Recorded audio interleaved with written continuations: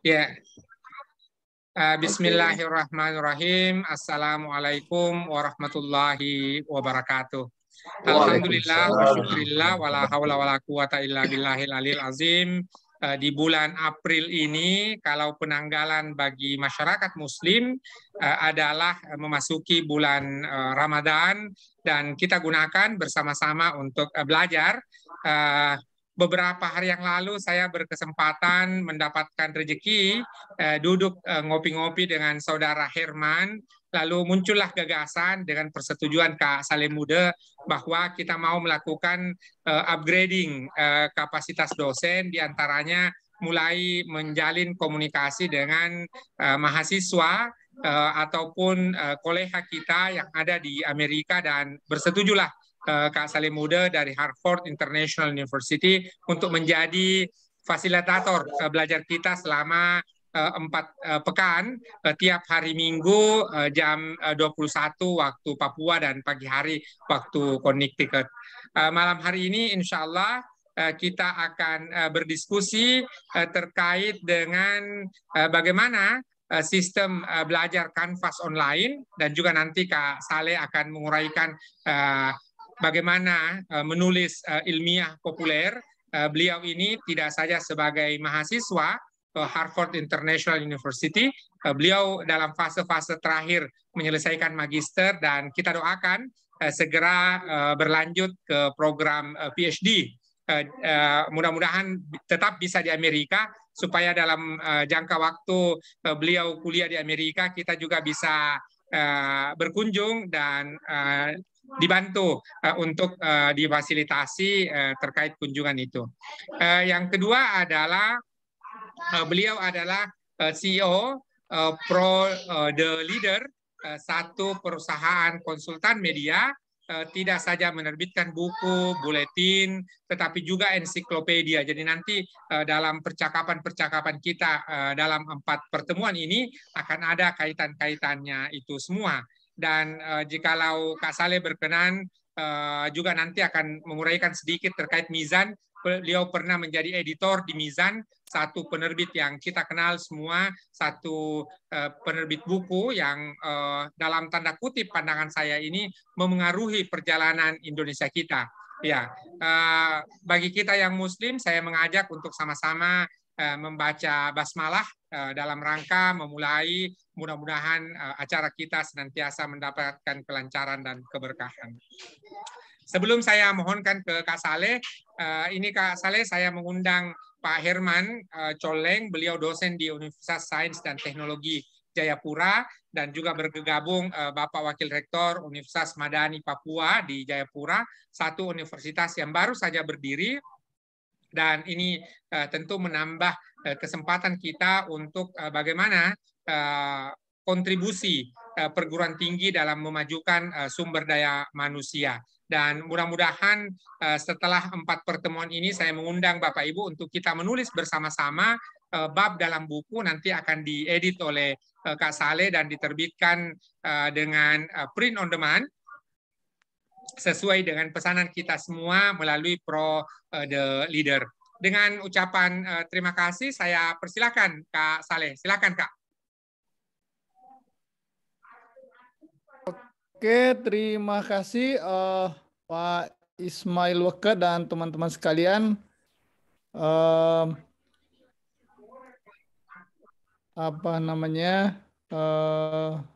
Saya coba kabari dulu. Ini ada beberapa teman mau gabung, makanya saya kabari dulu. Silakan Kak, silakan. Oke, ya teman-teman sekalian, saya kira saya berusaha untuk biar bicara kita lebih efektif. Dengan ucapan Bismillahirrahmanirrahim, saya hanya kasih 4 halaman. Nanti kalau setelah saya bicara mungkin 5 menit atau berapa 7 menit, nah mungkin setelah itu teman-teman bisa bertanya biar kita bisa praktek. Saya akan bukakan nanti website kampus saya. Ya, jadi biar teman-teman lihat betul bahwa apa yang saya sampaikan itu insya Allah hanya mungkin di 4 halaman ini gambaran global, tapi pada saat nanti lihat saya buka nanti saya bukakan nanti di Kampas saya, nanti langsung lihat lihat langsung yang namanya Kampas sistem belajar yang saya alami kurang lebih katakanlah 1,5 tahun. Oke, teman-teman sekalian,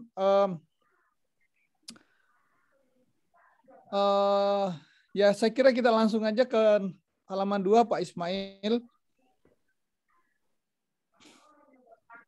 Nah, teman-teman sekalian, bahwa pertama tentu yang namanya Kampas nanti itu kan akan kelihatan nanti bahwa itu satu link, satu website yang orang di sini bilang Kampas, ya mungkin Kampas itu bisa kita terjemahkan kalau secara manual itu Kampas itu tempat melukis, ya kalau misalnya, atau misalnya tempat menggambar. Nah, makanya itu dianggap Kampas itu adalah satu meja besar, satu halaman besar, dan disinilah yang seperti yang saya kutikan beberapa itu, di situ ada emailnya setiap mahasiswa, di situ ada profilnya mahasiswa, ada pembayaran, ada di situ pengumuman di seputar mata kuliah. Misalnya mata kuliah pertama saya ambil nanti sampai hari ini, nanti insya Allah saya bukakan, teman-teman nanti lihat. Terus ada di situ semua yang namanya assignments atau tugas-tugas kuliah. Di situ ada namanya sistem diskusi antar mahasiswa dengan mahasiswa, dan tentu di sekali-kali profesor memberi komentar. Nah, di situ ada namanya semua nilai. Jadi kita itu per minggu itu ya tentu tidak semua, karena style dosen itu beda-beda atau profesor itu beda-beda. Ada yang memberi nilai di akhir semester, ada juga yang tiap pekan itu kita diberi nilai. Nanti saya tunjukkan. Terakhir ada namanya the FIVAL. FIVAL ini semua mahasiswa, semua profesor. Jadi misalnya teman-teman saya yang katakanlah satu kelas mata kuliah, katakanlah mata kuliah American Politics itu, politik Amerika itu nanti lihat di situ antir semua daftar nama temannya, atau misalnya saya ambil itu kelas namanya Peace, Justice, Violence and Spiritual Text. Nah, itu tentang bagaimana yang namanya perdamaian, bagaimana yang namanya keadilan, bagaimana dengan kekerasan dalam teks-teks kitab suci. Terus ada namanya files. Files itu disitulah nanti teman-teman lihat bagaimana itu profesor itu memberikan kita memposting yang namanya buku-buku link, buku yang ataukah langsung buku sendiri untuk yang kita harus baca. Yang namanya di situ ada dua, ada namanya require. Require itu artinya buku wajib atau artikel wajib. Begitupun optional itu adalah ya istilahnya boleh dibaca boleh tidak. Nah, ada silabi. Silabi tentu teman-teman sudah tahu namanya silabus, bahwa silabus itu menunjuk beberapa mulai kegiatan hari pertama sampai atau pertemuan pertama sampai pertemuan terakhir. Nah, berapa lama nanti sekali lagi kita lihat semua. Begitupun ada link Zoom, karena tidak semua juga profesor memberi mata kuliah secara face to face, apalagi setelah perubahan yang namanya pandemi ini virus corona ini, tentu ada perubahan sistem belajar seluruh dunia. Ada yang ya ada, tapi kami ada beberapa kelas juga yang sudah face to face. Oke, berikutnya Pak Ismail, halaman 3. Nah, teman-teman, bahwa di itu sistem per pekan itu ada juga pertengahan semester, ada final semester itu. Di situ ada namanya di posting yang namanya tadi minimal kita diminta memposting yang namanya per minggu itu, seperti nanti kelas saya itu Peace, Justice, Violence itu itu diposting setiap minggu itu ada postingan hasil bacaan, tidak boleh lebih 200 kata. Berarti ya kurang lebih dua paragraf lah.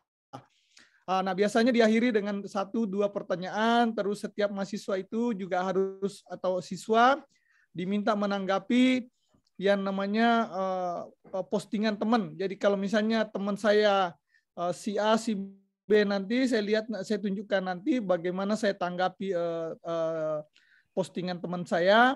Nah, terus ada juga yang namanya bahwa selama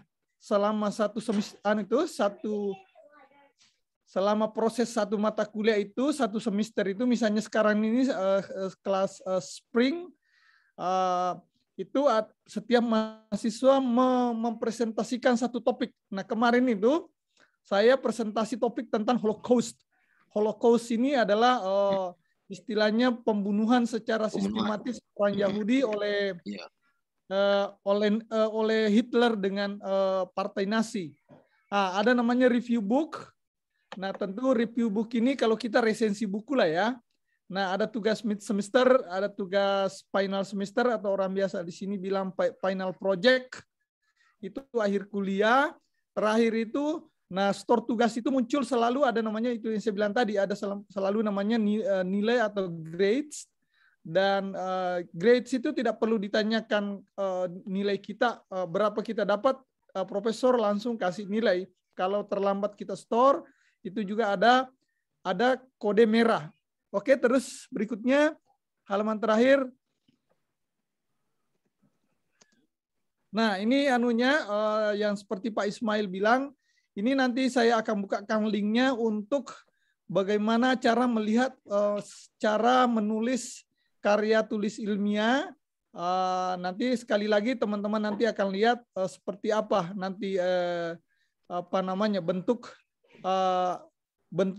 bentuk penulisan mulai ternyata double itu ya Pak Ismail ya. Nanti teman-teman lihat bagaimana bentuk pengutipan. Teman-teman biasa kan menulis itu ada namanya ibid, ada namanya object, ada namanya kutipan langsung, namanya siapa dulu. Misalnya kalau buku itu ditulis oleh katakanlah Fazlur Rahman, itu bagaimana kita menulis Fazlur Rahman itu di catatan kaki dengan di daftar pustaka atau bibliografi, yang mana dibalik, yang mana tidak dibalik, kira-kira seperti itu. Nah, saya kira untuk sementara Pak Ismail, saya kira itu dulu. Kita buka atau seperti apa teman-teman keinginannya? Apakah kita tanya jawab dulu atau ke teman-teman mau langsung praktek? Biar saya langsung buka nanti website atau kampas saya. Oke, terima kasih Pak Ismail. Assalamualaikum warahmatullahi wabarakatuh. Waalaikumsalam warahmatullahi wabarakatuh. Terima kasih Kak Saleh. Pengantarnya singkat, namun akan memberikan tambahan informasi kepada Bapak Ibu dosen betapa bahwa perguruan tinggi seperti Harvard International University ini kemudian justru survive di masa-masa pandemi, karena memang sebelum pandemi juga mahasiswanya tersebar di berbagai negara dan disatukan dengan sistem Canvas tadi satu. Yang kedua adalah kita justru melihat bahwa bukan soal luas lahan sebuah kampus hari ini, tetapi bagaimana fasilitasi digital ataupun IT yang memungkinkan kita mahasiswa dan dosennya senantiasa terjadi interaksi. Pada saat yang sama kita melihat bahwa Harvard International University ini justru kemudian berada di segitiga antara New York, terus Connecticut dan Washington DC. Lalu kemudian ini mungkin yang perlu kita pelajari di Indonesia, bahwa betapa Amerika tidak semua hal itu ada di ibu kota negara, dalam hal ini Washington DC, tetapi tersebar di berbagai tempat, dan inilah yang menjadikan kita konsorsium perguruan tinggi, lintas perguruan tinggi ini Kak Saleh, kita mengajak teman-teman di Papua untuk kemudian belajar bersama-sama dan mulai meninggalkan kadang-kadang kolega-kolega kita di Papua itu kan minder. kadang-kadang merasa tertinggal dan sebagainya. Dengan adanya pandemi ini, kita menggunakan kata-katanya Pertamina, kembali ke titik nol. Kita semua sama, punya kesempatan maju bersama-sama, tinggal sederhananya mau atau tidak. Ya, sebelum Kak Saleh memberikan demonstrasi lebih jauh terkait Canvas, apa yang menjadi platform belajar online ada di Harvard International University, saya mengundang Bapak Ibu, silahkan kalau ada pertanyaan, ada hal-hal yang perlu dikonfirmasi, atau kemudian ada apa namanya isu-isu terkait dengan belajar online ini, saya kira kita bisa diskusikan. Memang satu kendalanya, Bapak Ibu, kita belum bisa menuju 4.0 karena 3.0 kita, yaitu koneksi internet, begitu pula 2.0 yaitu listrik, itu di beberapa tempat masih terkendala, tapi saya kira itu bukan menjadi halangan bagi kita untuk tetap beraktivitas pada malam hari ini. Silakan Bapak Ibu boleh raise hand, boleh juga langsung chat box ya kalau ada pertanyaan itu. Ya. Ada satu pertanyaan ini Kak Saleh. Bagaimana proses interaksi belajar mengajar di Harvard International University, padahal kan salah satu negara dengan tingkat keterpaparan korban COVID-19 itu kan Amerika. Bagaimana mereka memanage ini sehingga Kak Saleh masih alhamdulillah tetap aman walaupun sekarang sudah melaksanakan face to face. Silakan Kak Saleh. Oke, terima kasih. Saya kira bahwa sebelum saya tiba di sini, saya sini sudah 8 bulan kemarin, tanggal 1 Maret kemarin itu saya sudah 8 bulan di sini, teman-teman sekalian. Betul itu bahwa informasi saya dapat di sini juga banyak korban di negara saya, walaupun di negara bagian saya ini yang kurang lebih 6 jam itu tadi disebut Pak Ismail itu dari Washington DC. Orang biasa menyebut di sini aja DC. Jadi ya mungkin apa namanya kalau orang mau ke sana ke ibu kota negara dia bilang mau ke DC. Itu 6 jam dari tempat saya. Tapi kalau New York saya sangat dekat 2 jam. Begitupun dari saya dengan Massachusetts. Massachusetts itu tempatnya universitas nomor 1 di dunia namanya Harvard. Massachusetts itu kurang lebih juga 2 jam.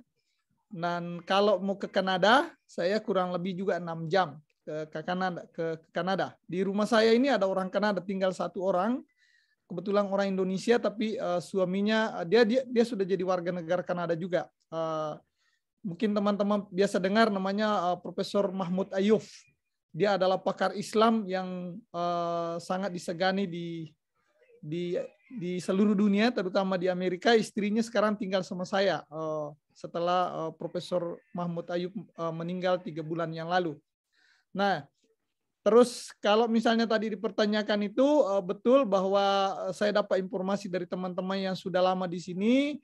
Di sini juga memang ada beberapa korban pandemik, tetapi karena cara mengatasinya itu seperti kita ketahui bersama, setelah hampir semua masyarakat divaksin, vaksin itu tentu vaksin yang menurut standar internasional, standar WHO, dan terakhir ini saya termasuk juga divaksin booster. Dan ya saya kira sampai hari ini kita sudah diizinkan untuk masuk kelas face to face, dan tentu tetap memakai yang namanya standar protokol kesehatan. Termasuk saya kalau keluar rumah saya masih tetap pakai masker, tetapi sebagian juga orang tidak pakai masker. Tapi sekali lagi, dan memang sudah tidak diwajibkan lagi, kayak mungkin karena itu tadi sudah ada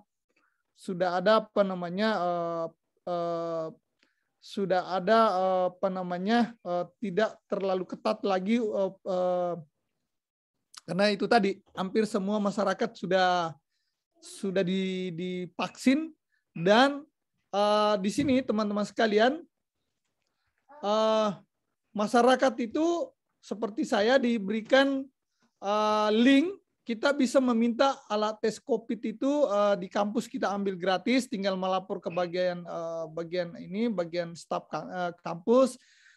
kalau mau menerima dari luar itu tinggal ada link-link untuk jasa pengiriman alat-alat tes COVID atau alat masker itu kita dikirimkan ke rumah, sekali lagi semuanya secara gratis. Jadi memang proteksi pemerintah kepada masyarakat tanpa melihat dari mana masyarakat itu dan sebagainya, itu tetap semua mendapat sekali lagi mendapat perhatian untuk pencegahan yang namanya penyebaran COVID, kira-kira begitu. Dan saya mau beritahu, ada profesor saya itu orang Rusia, namanya Timur Yuskaev, dia Islam. Beliau itu sangat ketat. Kalau kita masuk kelas itu, saya termasuk begitu dia lihat cara pasang masker aja kalau tidak bagus dia akan tegur. Karena rupanya dia trauma karena kalau nggak salah bapaknya juga kena COVID, dan saya nggak tanya beliau apakah bapaknya meninggal atau tidak, tapi dia sangat strict, sangat ketat pemakaian masker di kelas. Ya, kemarin itu kelasnya itu teman-teman sekalian yang orang dua kebetulan di mata kuliah itu namanya American Religious Realities, itu bagaimana fakta-fakta cara beragamanya orang Amerika ditinjau dari sosiologi dengan antropologi. Itu diajar oleh 2 kelas, itu kelas semester fall, semester lalu, semester bulan 9 sampai Desember. Itu saya bilang itu juga face to face. Nah, saya kira itu Pak Ismail, bahwa sekali lagi di sini kelas yang masuk face to face itu kita memang masih di tempo hari malah itu waktunya istilahnya waktunya kemarin itu ada kalau tidak salah jenis virus yang terakhir itu Delta ya, Delta yang agak itu agak sedikit ya mungkin bahasa menggila itu kemarin itu, ya kita sempat juga seperti saya kalau mau masuk kelas itu saya harus tes karena kita dikasih alat tes di rumah, saya tes saya dulu di rumah, saya biasa dibantu istri, setelah dites saya kirim ke bagian staf kampus bahwa saya negatif baru bisa masuk kampus. Tapi sekali lagi sudah 2 minggu terakhir ini kita teman-teman malah tidak lagi yang pakai masker. Tapi saya tetap kalau keluar di rumah saya pakai masker, dan biasa kalau di kelas kalau sudah tidak saya buka, tapi pada kadang-kadang juga saya tetap merasa lebih nyaman menjaga diri, kira-kira begitu.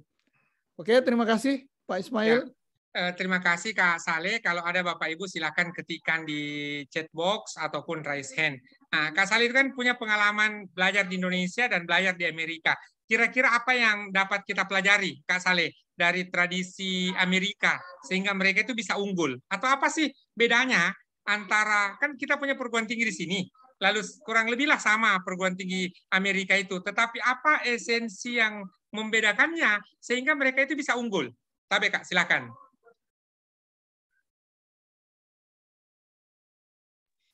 Teman-teman sekalian, saya kira pertanyaan yang bagus.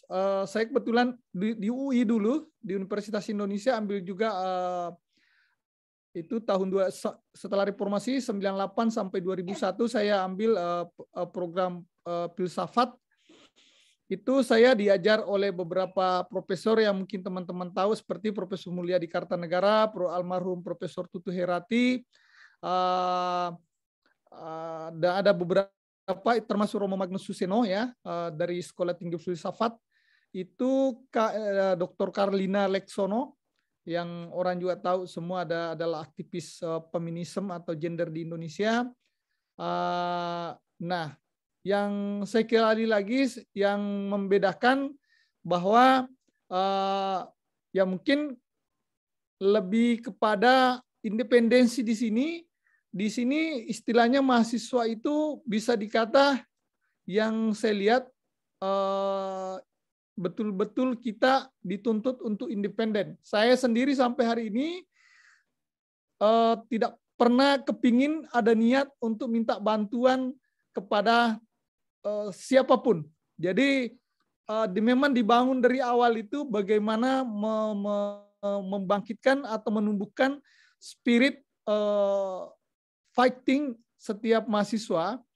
Dan nah, ini teman-teman perlu tahu, ada teman saya dari negara lain itu karena kemampuan, karena memang harus punya juga kemampuan IT sedikit, minimal bagaimana mendrive yang namanya laptop, memposting, membuka itu tadi Kampas, memeriksa tugas-tugas dan sebagainya, dan itu butuh sedikit skill, kemampuan kita cepat beradaptasi dengan misalnya alat teknologi. Nah, itu teman saya, kalau saya ngomong, teman saya itu, dia sangat fasih bahasa Inggrisnya, padahal dia dari salah satu negara di Timur Tengah, tetapi menurut pengakuannya teman-teman di sekitar dia, dia sangat stres karena tidak ada tugasnya masuk, atau jarang tugasnya masuk, karena itu tadi, cara membuka Kampas, memposting tugas-tugas itu dia tidak punya kemampuan di situ. Nah, itu kasihan. Saya kira makanya saya bilang di sini tidak ada yang namanya tolong-menolong dalam sistem belajar, tapi bahwa fasilitas itu tersedia. Seperti yang saya bilang, perpustakaan itu otomatis hampir 24 jam itu perpustakaan itu terbuka.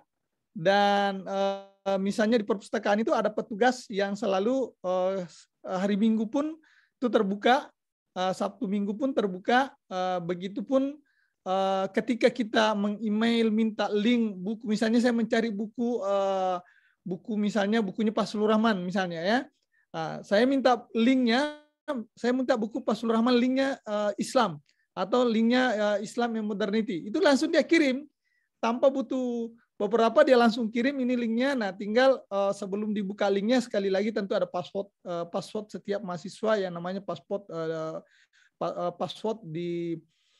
untuk perpustakaan. Nah, itu yang sekali lagi kesan saya Pak Ismail dengan teman-teman sekalian, bahwa independensi itu, kemandirian itu yang dibangun di sini, dan bagaimana tentu dengan pasti dikasih kesempatan orang sebebas-bebasnya, bagaimana cara Anda beradaptasi, silakan.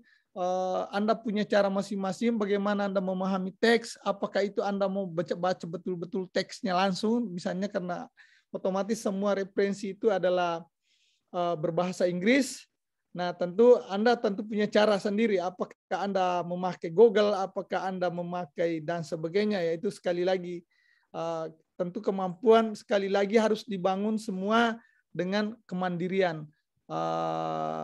Dan sekali lagi bahwa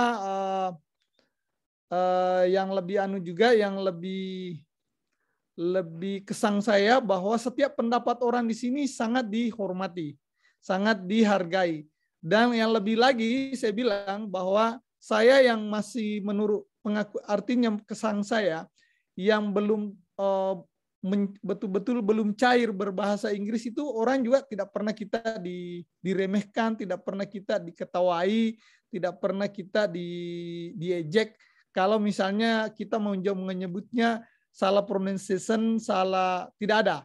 Jadi semua penghargaannya orang itu kepada sesama mahasiswa, begitu pun profesor, itu sangat tinggi kepada sekali lagi di samping tadi bahwa setiap mahasiswa dituntut untuk mandiri, juga adalah ada penghargaan kepada setiap orang untuk kebebasan akademik. Tentu jelas ada, kelihatan. Silakan Anda boleh menyampaikan apapun. Seperti saya pernah menulis bahwa Pak, seperti ketika saya ada satu pekan itu tentang American Religious Reality, itu kenyataan atau fakta-fakta cara beragama orang Amerika. Ketika saya posting bahwa ini lonceng kematian Kristen sudah, saya bilang lonceng kematian Kristen di Amerika sudah bunyi nih. Itu judul tulisan saya, itu juga saya merasa biasa-biasa aja, karena mungkin aja kalau mungkin saya tulis di Indonesia itu misalnya atau di tempat lain, mungkin orang sudah ada yang protes. Tapi sekali lagi, ketika saya mampu menunjukkan argumentasi saya di dalam bentuk tulisan, itu tidak ada masalah, teman-teman sekalian. Saya kira itu, Pak Ismail. Terima kasih, Kak Saleh. Ada satu pertanyaan ini di chat box dari Kak Ihsan dari IAIN Kendari. Beliau bertanya, apakah di kalangan mahasiswa S1 di Harvard University ada juga tradisi kajian di luar kelas perkuliahan seperti kita di Indonesia, terutama Kak Saleh sangat paham sekali di Mamoa, di Manuruki, itu kan sering kita bikin kajian-kajian di luar perkuliahan, dan itu semata-mata inisiatif mahasiswa, tidak terkait mata kuliah sama sekali. Seperti apa di Harvard itu, Kak, di Connecticut? Silahkan. Oke, teman-teman sekalian, saya bersyukur bahwa di pintu dapur saya itu ya, pintu dapur saya keluar itu langsung saya masuk pagar kampus. Jadi bahasa saya itu kalau hanya melempar itu hanya tidak sampai 200 meter saya udah masuk gedung utama, gedung namanya White Building itu, gedung putih. Yang kedua, Iksan, bahwa kesan saya begini, ada bedanya sedikit. Kita punya aktivitas dulu di Alauddin itu waktu seperti saya, Iksan itu dengan abangnya Iksan itu apa namanya, kesan saya seperti ini. Kita sering acara-acara formal itu, acara-acara formal itu kita yang namanya misalnya kumpul itu hampir setiap saat. Besok ini ada yang namanya Ramadan Karim, dan itu diundang semua, tidak saja orang Muslim, dan saya dapat tugas untuk besok baca doa. Nah, yang menarik, sekali lagi kalau acara begitu teman-teman, ada namanya potluck. Potluck itu setiap orang boleh bawa makanan, silahkan bawa makanan atau tidak, tapi sekali lagi ini sistem pertemuan di luar jam kaitan pertanyaannya Iksan itu. Jadi misalnya saya bawa makanan nasi goreng atau kami goreng apa, terus saya letakkan, nah semua orang boleh mengambil nanti. Begitupun ada teman bawa macam-macam makanan dan selalu ada kode halal. Itu tidak apalagi yang namanya ini acara ya digagas oleh teman-teman Muslim.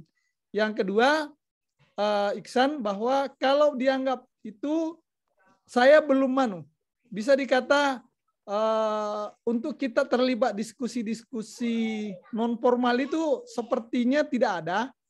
Saya belum temukan selama 8 bulan di sini, teman-teman sekalian. Kenapa?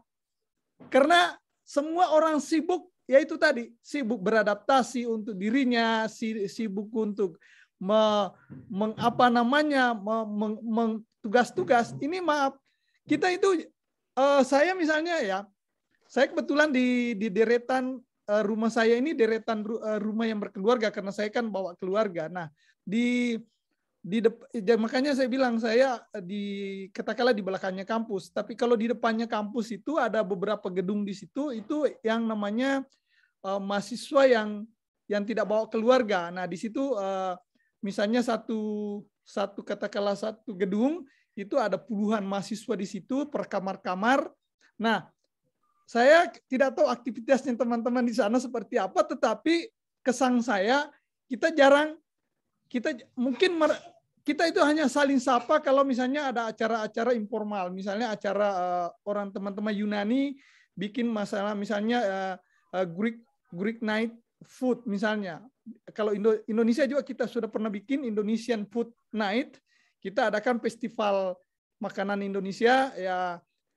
Karena di sini kalau nggak salah itu kita ada 6-7 orang Indonesia. Nah, begitupun teman-teman dari Yunani, teman dari Timur Tengah, teman dari orang Amerika sendiri, itu bikin kegiatan, kita diundang makan, dan setelah acara itu ya itu tadi kita bisa boleh bungkus makanan dan sebagainya. Tapi sekali lagi, nah ini ada Iksan, ada yang menarik ketika saya ini kan kadang masih bawa Indonesian style, Indonesian istilahnya kayak saya misalnya kalau ketemu yang program doktor itu, how's your research atau your dissertation atau your thesis, ternyata saya ditegur oleh orang profesor itu satu, dia bilang, di sini jangan tanya kalau acara non formal itu jangan tanya orang tesisnya, jangan tanya orang disertasinya, enggak boleh.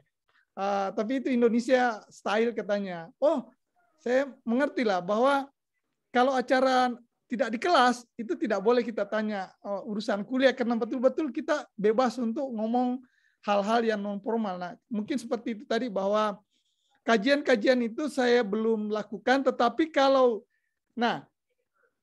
misalnya kajian tertentu kita mau ikut, nah itu ada dan misalnya itu ada namanya Freire Community.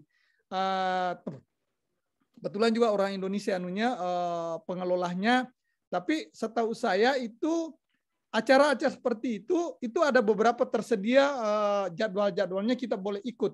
Tapi sekali lagi bahwa diinisiasi oleh teman-teman mahasiswa terutama misalnya angkatan saya kan angkatan 2000 sebetulnya. Nah, angkatan 2021 juga menurut saya karena tentu saya tidak ikut dengan mereka, saya kira juga jarang mereka ketemu. Tetapi satu poin yang saya dapat, termasuk saya pernah undang ke rumah saya itu kalau misalnya kita sudah dibagi grup. Misalnya saya kemarin kan dibagi grup itu untuk presentasi genocide dengan Holocaust. Nah, itu saya panggil teman grup saya itu ada dari Boston yang saya bilang kebetulan orang Amerika asli, ada dari Tunisia. Itu saya undang ke rumah, kita di rumah saya kita makan, kita diskusi bahwa bagaimana nanti nih caranya presentasi ini, siapa duluan? Oh, duluan katanya Muhammad, maksudnya Muhammad itu saya.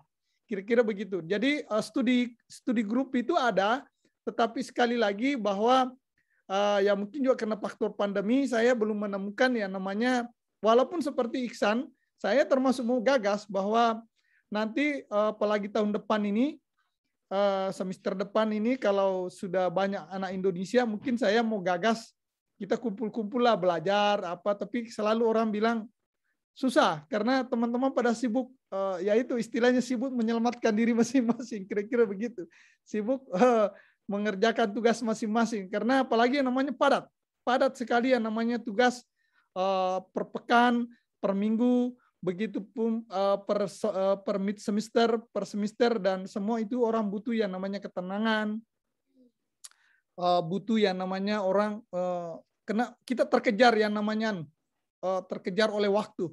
Kira-kira begitu, Pak Ismail, Pak Iksan. Ya, terima kasih Kak Saleh. Kak Ihsan, silakan raise hand, saya lihat, silakan Kak.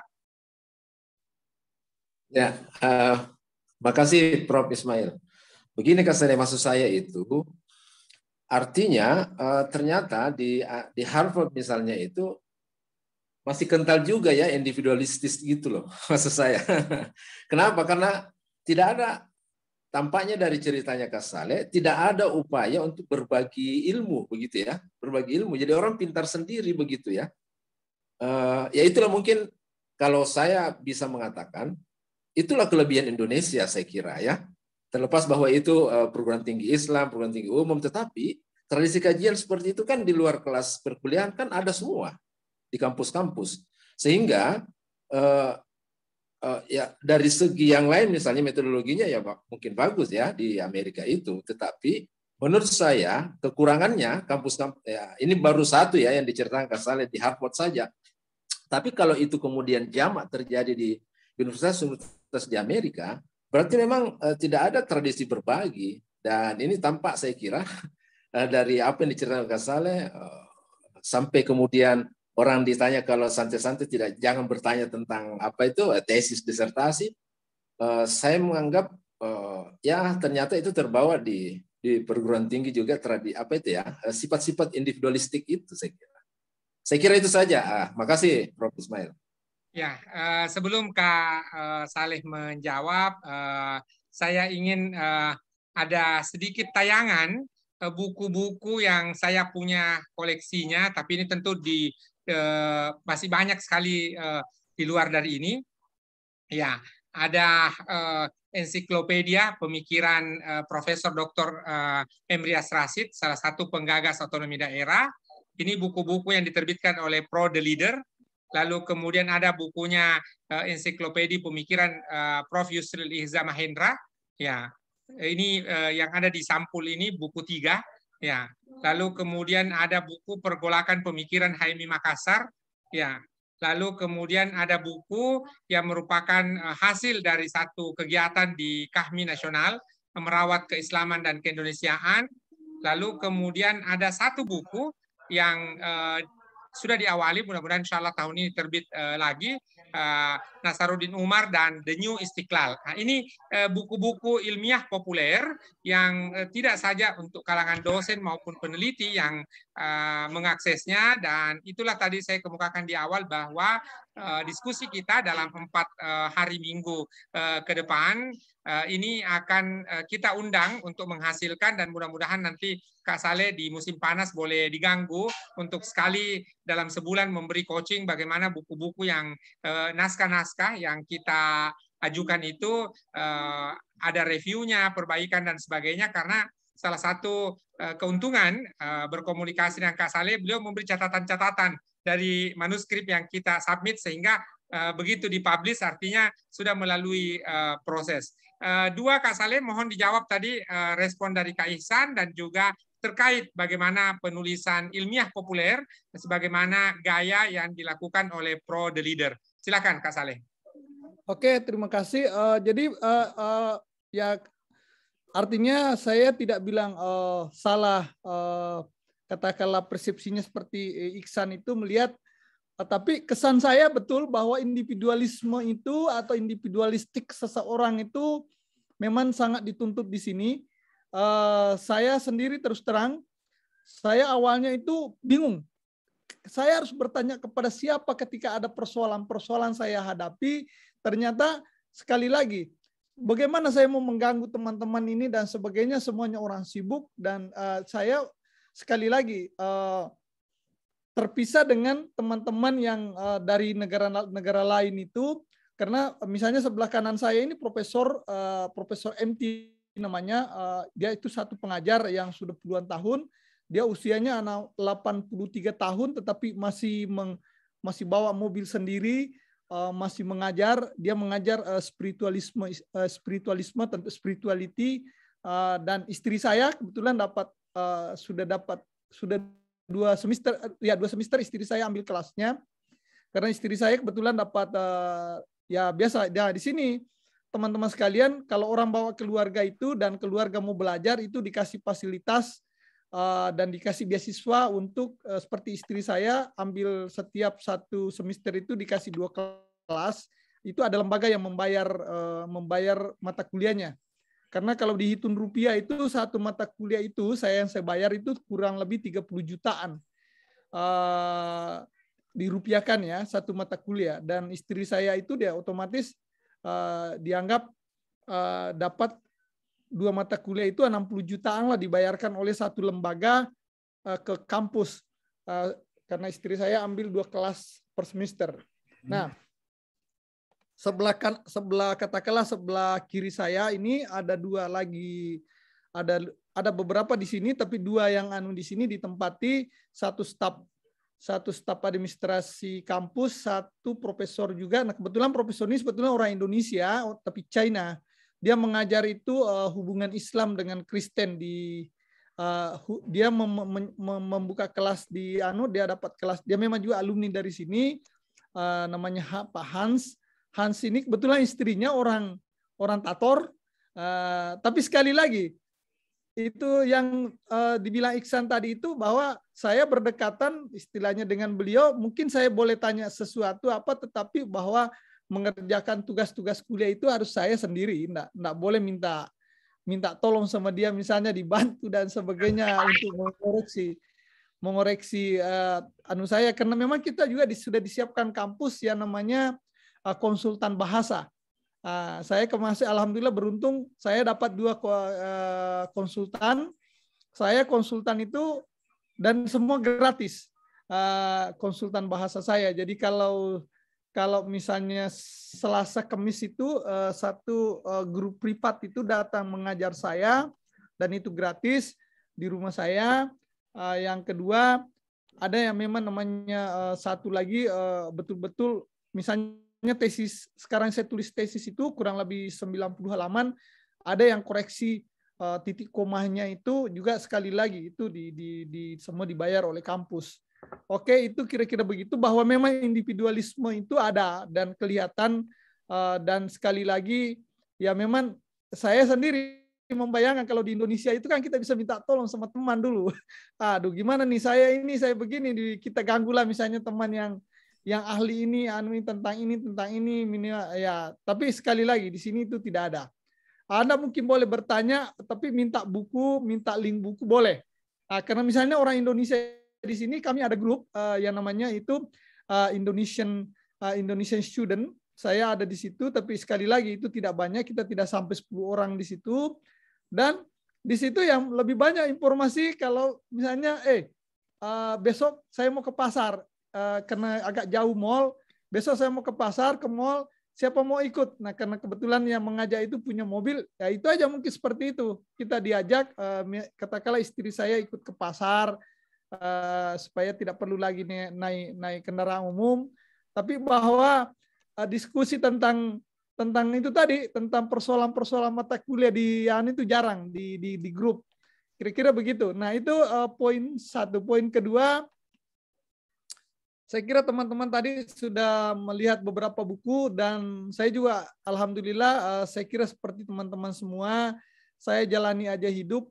Setelah saya hitung-hitung, itu sudah lebih 30 buku saya edit, saya tulis, saya lihat daftarnya, alhamdulillah. Tapi saya bilang ya tentu terus bergerak ini, tentu terus berkarya, dan kita sadar bahwa menulis itu adalah insya Allah banyak manfaatnya, minimal manfaat pada diri saya, keluarga saya, kalau kita menulis, dan tentu kepada teman-teman semua. Nah, ada satu masa nanti kita mungkin seperti kita kumpulkan tulisan-tulisan kita, itulah mungkin menjadi buku, itulah bisa menjadi atau ensiklopedia pemikiran kalau bahasa istilahnya tadi Pak Ismail.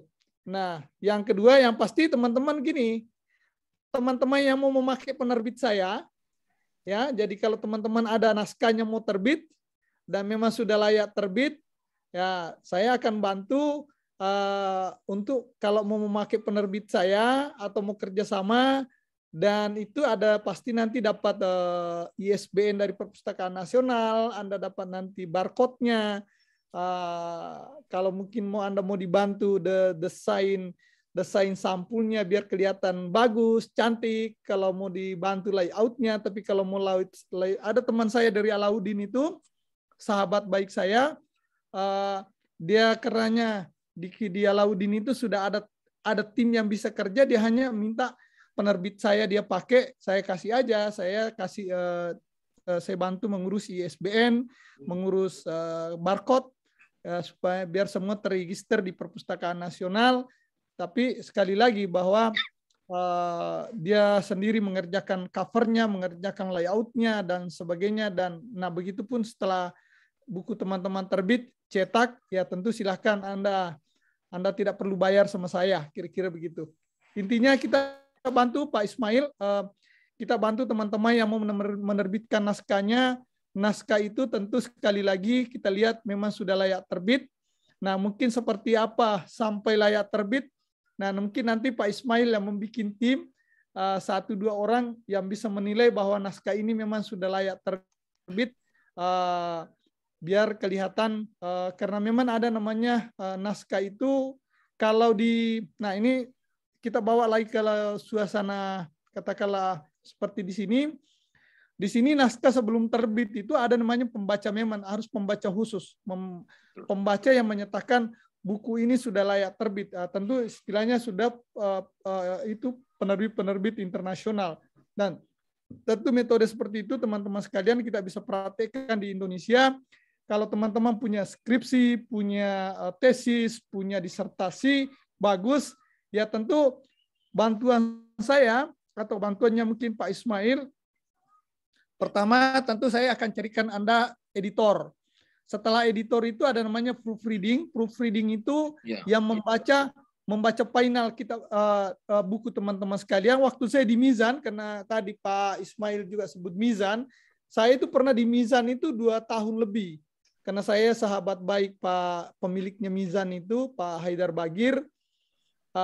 Malah ini saya ini alhamdulillah ada grup saya alumni Mizan. Nah, itu teman-teman sekalian, proses buku itu, makanya kalau Pak Ismail bilang, atau ada teman saya itu Wahyudin Halim bilang, saya ini dukun beranak kalau di buku. Saya tahu proses buku itu mulai muncul judul buku sampai di launching buku. Alhamdulillah, teman-teman bisa tanya, saya tidak perlu panjang menyiapkan diri. Kalau teman-teman mau sharing bagaimana cara mulai merancang judul buku sampai di launching, itu saya bisa bicara dalam 1-2 jam itu sudah selesai. Tidak perlu lagi saya banyak, karena saya alhamdulillah pernah melakoni kira-kira praktek-praktek seperti itu. Dan betul teman-teman, waktu saya kerja di Mizan itu Sabtu Minggu pun saya masuk kantor, karena memang membuktikan untuk mengenali cara membuat buku. Dan begitu pun, nah ini teman-teman, saya insya Allah jauh dari nanya rasa ria, apalagi namanya sombong. Membuat buku 4 hari saya bisa bikin buku. Saya pernah ada rekod saya catat, ada buku saya buat itu 4 hari saya bikin buku itu. Dan sekali lagi kalau mau itu buku dalam arti sudah saya tulis 4 hari saya buku itu, dan ada kira-kira ada bukunya di sini di depan saya. Dan proses untuk sampai cetak apa itu, karena saya sudah harus berangkat ke Amerika, itu tinggal diselesaikan oleh percetakan. Jadi kalau saya mau bilang 1 bulan itu buku bisa selesai. Prosesnya seperti apa ya? Nanti kita bicarakan, Pak Ismail nanti yang mungkin setting khusus waktu bagaimana bisa 1 bulan terbit 1 buku. Dan itu teman-teman kalau mau betul-betul mau diseriusi, teman-teman yang punya kemampuan menulis, sekali lagi saya bisa bantu wujudkan impian Anda. Bayangkan aja kalau Anda bilang nggak usah lah Mila tiap bulan, 2 semester berarti 2 buku dalam setahun, itu alhamdulillah banget kan. Anda tinggal hitung ke depan berapa. Dan mungkin susahnya itu mungkin buku 1, buku 2, buku 3 nanti sampai buku seterusnya, teman-teman yang langsung mungkin tinggal praktekkan kira-kira. Makanya saya kira Pak Ismail menggagas bagaimana cara bikin buku. Nanti kita bisa kira-kira seperti itu Pak Ismail. Kalau tidak ada lagi kita bisa pindah, saya akan lihatkan yang namanya Kanvas kalau teman-teman mau lihat. Sebentar Kak, ada pertanyaan dulu sebelum kita berlanjut ke Kanvas. Ada pertanyaan dari Pak Herman. Beliau ini dosen di Universitas Sains dan Teknologi Jayapura. Kami sama-sama lahir dan kecil di Maros, Lakemah. Setelah besar tidak lagi di Maros. Silakan Pak Herman. Terima kasih banyak Prof. Assalamualaikum warahmatullahi wabarakatuh. Selamat malam buat semua. Bapak Ibu, pertama saya mau bertanya kepada Pak, atau disebut Kak Saleh Mude aja ya. Karena Prof menyapa dengan cara itu. Jadi Kak Saleh, menarik tadi pemaparan, walaupun 4 slide, ada yang menjadi kebiasaan kita di beberapa kampus, termasuk wilayah timur, yang memang masih kurang baik sistem repository, penyimpanan data, ataupun pelacakan sitasi atau referensi ya. Nah, saya tertarik pada pembahasan di slide Kak Saleh ini tentang Kanvas ini, yang nanti Pak Kak Saleh kemukakan sebentar, mengenai referensi, buku, artikel, dan lain-lain itu. Apa memang sudah disiapkan di sistem kampus Kak Saleh di mana berada ini? Nah, kemudian persoalan yang berikutnya adalah, yang menariknya sebenarnya mirip-mirip yang kita pakai di Zoom sih, yang slide ketiga itu tentang tugas kuliah perpekan, mid, dan final. Hanya yang jadi poin saya, bagaimana meramu sebuah posting hasil baca minimal dan maksimal 200 kata itu kemudian kita bahas bersama atau kita paparkan dan bagaimana mempertahankan itu. Ya, tolong berbagi masalah ini. Terima kasih, Kak Saleh. Ya, silakan Kak Saleh, lebih mungkin kepada bagaimana justru ini kan justru kemampuan yang juga dikuasai Kak Saleh, slide-nya ringkas, namun kemudian ketika dijelaskan point to point. Ya, berbanding kita kadang-kadang word semua, dan justru ketika dijelaskan lebih singkat. Nah, silakan Kak Saleh Tabe. Teman-teman sekalian, sekali lagi itulah saya bilang kemampuannya teknologi yang namanya Kampas itu. Nanti sekali lagi teman-teman lihat. Itu kalau saya posting, sebetulnya ada beberapa cara. Mudah sekali mendeteksi berapa kata yang saya tulis.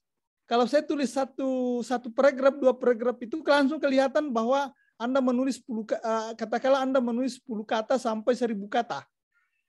Itu kemampuannya Kampas itu membantu sekali, dan sekali lagi itu saya tidak pernah diberitahu cara menghitungnya, tapi karena betul-betul siang malam itu yang kita pikirkan itu ketika membuka Kampas memposting tugas itu tadi fokus mingguan itu kelihatan sekali. Dan ini masalah 200 kata ini Herman itu ada penegasan sama profesor saya. Profesor saya itu dia dari Timur Tengah itu kebetulan sekali lagi dia sangat pasti bicara tentang Islam. Dia namanya Profesor Laher. Dia bilang begini, memang ada SOP-nya, ada peraturannya di situ bahwa terlalu panjang postingan, terlalu pendek itu ada hukumannya. Itu nilai kita kurang. Kira-kira begitu. Jadi harus pas 200. Ya, artinya kalaupun tidak pas ya mungkin lebih 1-2 kata. Dan nah ini ada banyak ada banyak pengalaman saya selama kurang lebih 1,5 tahun yang namanya posting tugas itu. Saya pernah dulu jadi gini. Masalah 200 kata tadi itu sekali lagi ada cara mendeteksinya bahwa ini 200 kata atau sudah lebih atau masih kurang. Yang kedua itu referensi tadi nanti saya tunjukkan bahwa memang kita agak tertolong karena satu semester misalnya saya ambil semester misalnya Islamic Thought, itu pemikiran Islam itu kita dikasih memang referensi itu sudah tersedia itu referensi yang tinggal kita membacanya. Dan saya sendiri sekali lagi kewalahan membacanya, saking melimpahnya itu yang namanya referensi. Itu sangat tertolong ya. Tapi kembali itu tadi hubungannya dengan Iksan tadi, ketika Anda sudah dapat referensi ya baca sendiri, analisis sendiri, simpulkan sendiri. Nah, cara membaca juga ini sekali lagi teman-teman seperti saya muncul itu kalau saya tidak, ya maaf saja, saya termasuk pernah tulis di kolom kolom diskusi dengan profesor saya itu baru pertemuan kedua yang kebetulan tadi itu Islamic American Religious Reality itu kebetulan 2 profesor yang mengajar. Satu profesor orang Amerika, satu tadi orang Rusia itu dari Amerika itu namanya Scott Tuma. Scott Tuma ini sangat disegani di Amerika kalau penelitian. Penelitiannya itu maaf teman-teman, ini sekali lagi untuk spirit. Profesor Scott ini pernah saya tulis di Facebook saya. Dia itu proyek penelitiannya itu triliunan. Gila kan? Luar biasa. Proyek penelitiannya triliunan. Dia punya proyek penelitian itu seluruh itu tentang realitas agama itu bagaimana fakta-fakta cara beragama orang Amerika. Tapi sekali lagi dia kerja dua profesor kedua itu yang namanya profesor tadi itu yang saya bilang orang Rusia namanya Timur Yuskaev. Nah, 2 profesor ini di pertemuan kedua itu, jadi karena pertemuan pertama kan kita introduction aja, memperkenalkan diri lah, misalnya kan, latar belakang dan sebagainya. Nah, pertemuan kedua itu kita langsung dikasih 3 chapter. Dan itu tebal itu yang buku disuruh baca 3 chapter itu kan kurang lebih, katakanlah kurang lebih 200 halaman lah. Jadi bukunya itu namanya American Grace, berkahnya Amerika.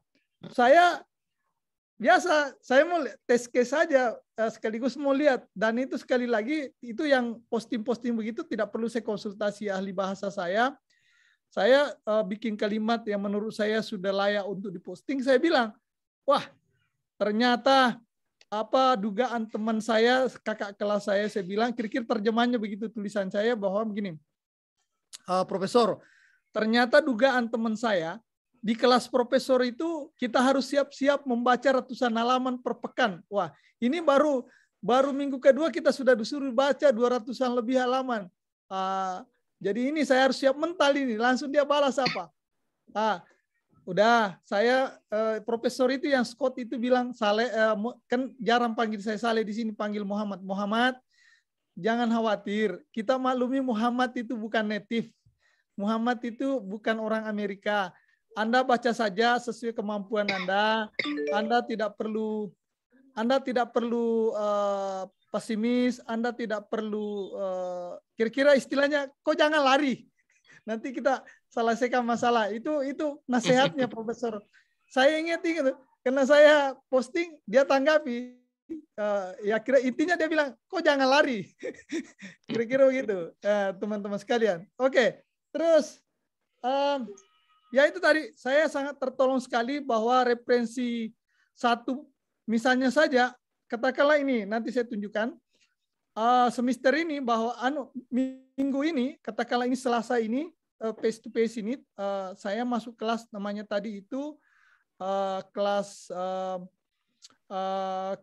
kelas peace, kelas justice, kelas violence, kekerasan dengan dalam kitab suci itu tentang tentang rasial, tentang minority.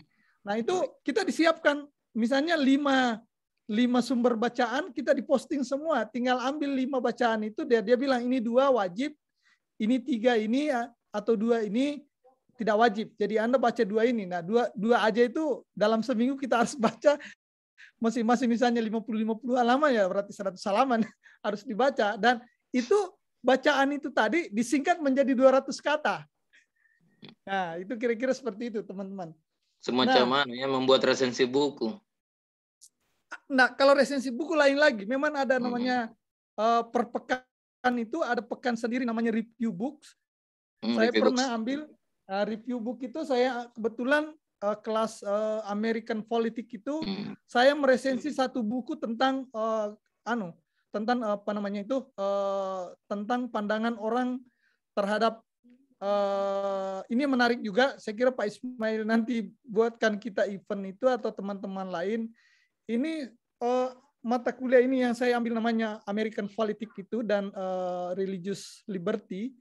Kalau diterjemahkan itu adalah politik Amerika dan kebebasan beragama. Itu mirip sekali. Saya pernah bilang, termasuk Pak Yusril, karena saya alhamdulillah sering komunikasi beliau, saya bilang, Pak Yusril, ini mata kuliah ini saya ambil, setiap saya di kelas, saya ingat Pak Yusril. Dia bilang, kenapa Saleh? Saya bilang ini sangat mirip dengan perdebatan kelompok BPUPKI ketika kelompok Masumi dengan kelompok nasionalis ketika menentukan piagam Jakarta dicoret atau tidak. Dan ini sama di Amerika ketika mau dipilih negara ini berbentuk negara sekuler ataukah negara Kristen. Itu mirip. Nah, itu kebetulan saya dapat buku itu, saya harus resensi. Itu tadi, review book itu. Oke, terus. Nah, saya kira itu untuk sementara, Pak Ismail. Terima kasih Kak. Mungkin kita terkait dengan demo Canvas tadi, silakan dilanjut. Ya. Oke, Bismillah, mudah-mudahan bisa saya buka.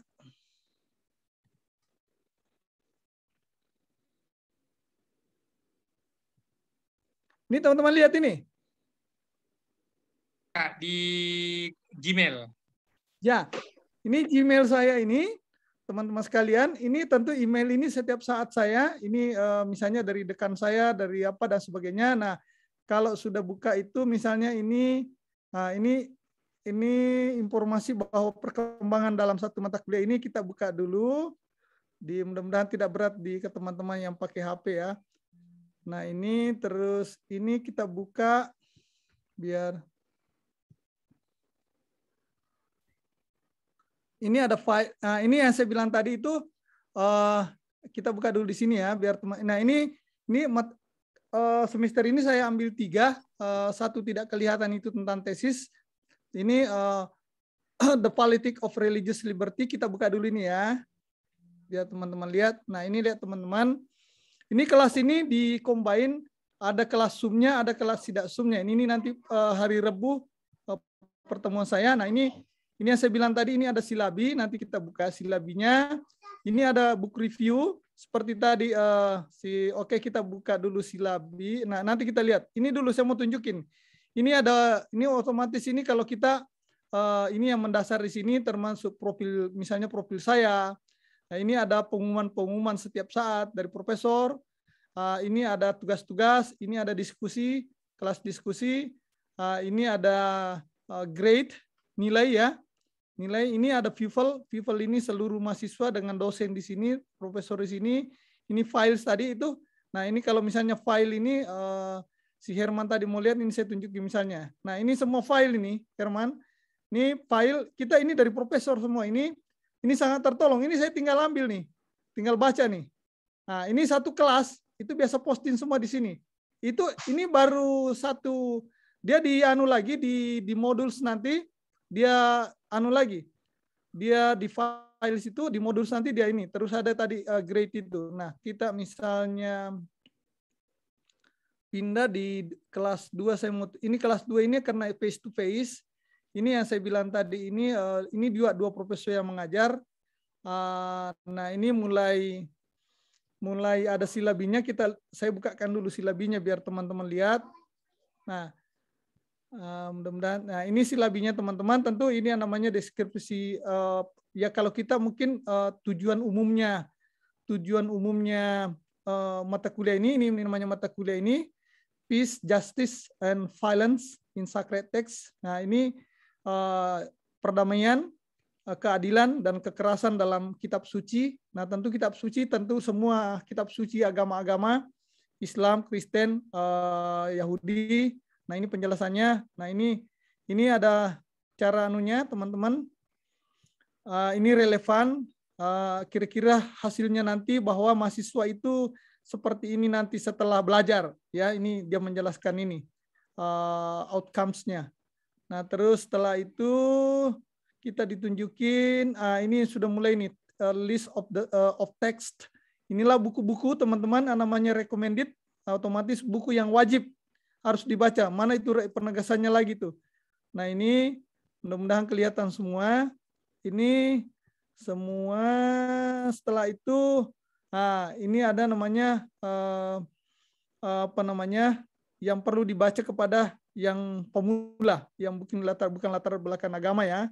Nah, ini ada nilai ini, kehadiran orang itu 10%, karena ini face to face. Presentasi, saya bilang tadi, saya kebetulan presentasi kemarin tentang Yahudi, jadi kalau tentang Holocaust dengan genocide. Nah, jadi saya alhamdulillah kalau disuruh bicara tentang bagaimana peristiwa Holocaust, bagaimana peristiwa, karena saya betul-betul menyiapkan diri, alhamdulillah saya di sini juga termasuk ya istilahnya tidak mengecewakan lah. Nah, ini diskusi, kita partisipasi diskusi. Nah, ada nanti Pak Ismail diingatkan saya, cara belajar di kelas itu saya akan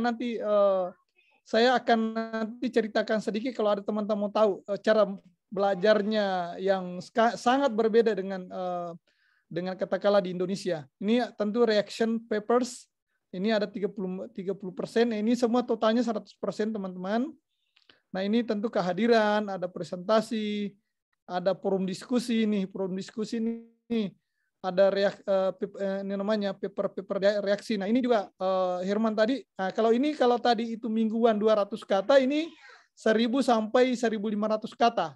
Nah, berarti saya sudah seperti saya sudah lihat, 1000 sampai 1500 itu tidak boleh lebih 5 halaman. Kira-kira begitu. Nah, karena terus ini ini ada namanya plagiarism. Kebijakan tidak boleh sekali menjiplak karya orang. Ini sangat, saya kira di Indonesia juga sangat tegas.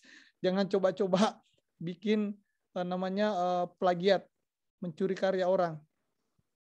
Nah, ini teman-teman sekalian, ini yang namanya mingguan. Ini misalnya tadi masih pertama introduction ya. Itu tanggal misalnya kemarin tanggal 18 Januari.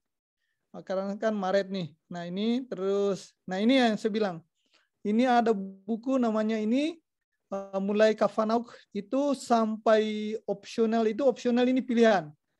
Pilihan boleh baca tidak. Nah, ini misalnya Justice and Violence in Hebrew Bible. Bagaimana ini keadilan dan kekerasan dalam kitab Bible. Oke, ini ada lagi 2, misalnya Robert Eisen, kita harus baca, itu wajib. Nidik, Susan harus dibaca. Nah, opsional ini pilihan. Ini tanggal 25 Januari. Terus kita lanjut. Ini Justice dan kekerasan dalam perjanjian lama, perjanjian baru. Nah, ini sekali lagi ini ada 2. Ini keras ini Michael Jardins ini saya udah baca sebagian tentu. Ini yang keras ini melihat bahwa dalam kitab suci perjanjian baru itu kekerasan agama itu kelihatan banget. Ya tentu kan ada kaitannya dengan perintah untuk bermusuhan dan sebagainya. Saya kira dalam ini justice dan kekerasan dalam Al-Quran dan hadis. Oke, ini teman-teman, saya kebetulan menulis ini kemarin peristiwa perang salib. Perang salib ini menulis itu tadi 1000 sampai 1500 kata. Ini sudah ada rujukannya lagi ini, tinggal kita baca baru bikin. Ini semua tentang perang salib. Nah, jadi teman-teman kalau besok-besok ada teman-teman mau menulis tentang perang salib, butuh literatur ke bahasa Inggris tentu, butuh nanti saya bantu. Atau Pak Ismail, lewat Pak Ismail ya. Nah, ini ada namanya kolonialisasi dengan dengan pembenarannya. Nah, ini buku yang sangat teman-teman, saya kira orang Indonesia sudah tahu, karyanya Edward Said itu Orientalism. Ini buku ini teman-teman, ya tentu di Indonesia sudah diterjemahkan dulu oleh Pustaka Bandung, dan itu terjemah Indonesia juga bagus. Saya kira, dan memang buku ini sangat dihormati di Amerika. Saya setelah di sini baru banyak membaca, karena memang ada tugas. Oke. Nah, ini ada terorisme dan ekstremis. Sekali lagi ini ada selalu buku buku ini pertemuan ke-7 ya. Terus kita percepat aja. Nah, ini kebetulan teman-teman sekalian, Holocaust, Religious, Ethnic, Others. Nah, ini saya kemarin presentasi tanggal 8 Maret. Nah, saya harus baca 2 buku ini, terutama buku ini Doris Elbergen dengan Michael Assels. Ini tentang Holocaust. Terus ini ada lagi namanya Holy Land. Holy Land ini Israel. Nah, ini adalah ada namanya refleksi kedua, ini lagi 1000 sampai 1500 kata. Kemarin itu saya menulis karena kita disuruh menulis tentu yang pernah dipelajari, saya menulis tentang Holocaust di sini. Terus nah, ini tentang kekerasan terhadap perempuan. Terus ini kekerasan terhadap minoritas. Nah, ini teman-teman bilang fobia dan sebagainya. Ini nah, ini saya ini besok, ini kan di Indonesia sekarang tanggal berapa? Tanggal 3 ya. Tanggal 4. Nah, ini besok Selasa ini saya harus banyak ini membaca ini persiapan belajar white supremacy dengan rasisme. Nah, bagaimana ini rasa supremasinya, rasa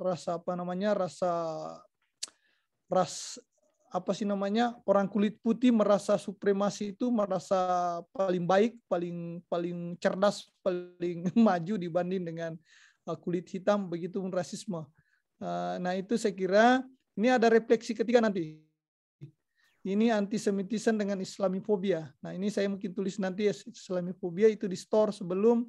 Nah, ini ada namanya pengulangan nih, Repin. Nah, ini silabi teman-teman sekalian, ini untuk katakanlah spring.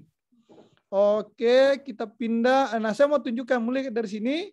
Ini teman-teman lihat tadi home itu, terus ini ada yang namanya announcement itu. Nah, ini katakanlah pemberitahuan oleh profesor. Nah, tentu ini ada tugas-tugas. Ini ada tugas ini. Nah, ini 9 tadi. Semua tugas-tugas nih.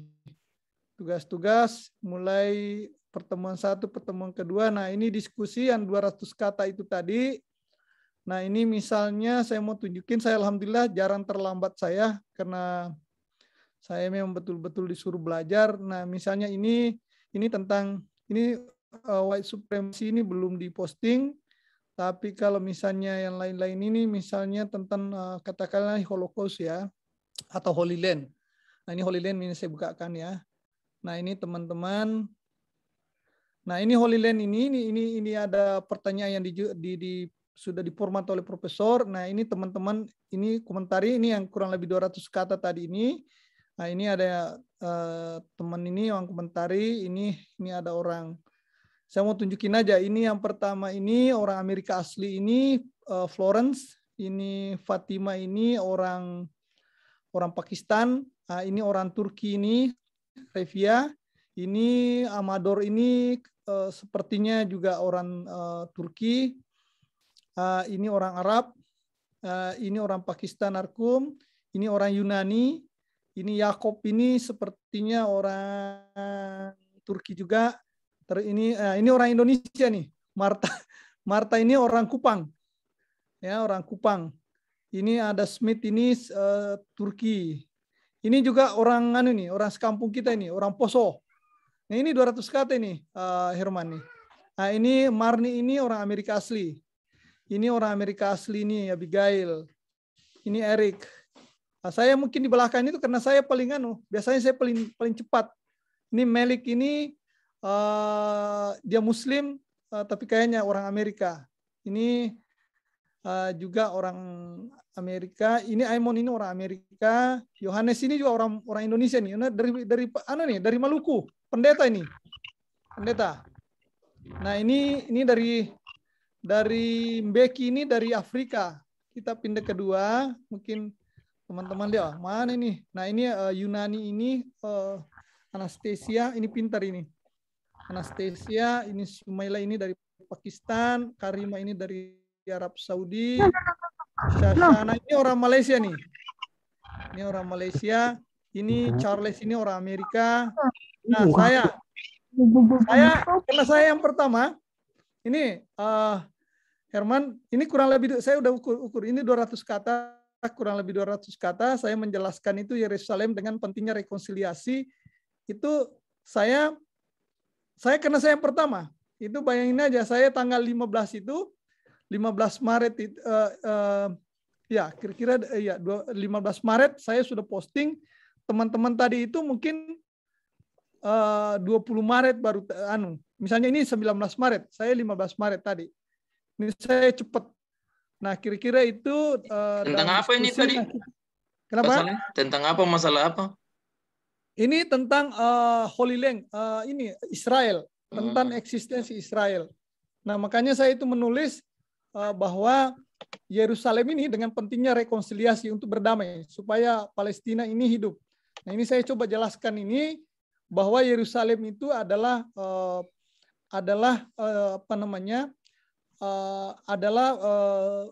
tanah suci, katakanlah ya tanah suci bagi orang-orang beriman. Nah, di situ ada 3, di situ ada orang Yahudi, ada orang Islam, ada orang Kristen.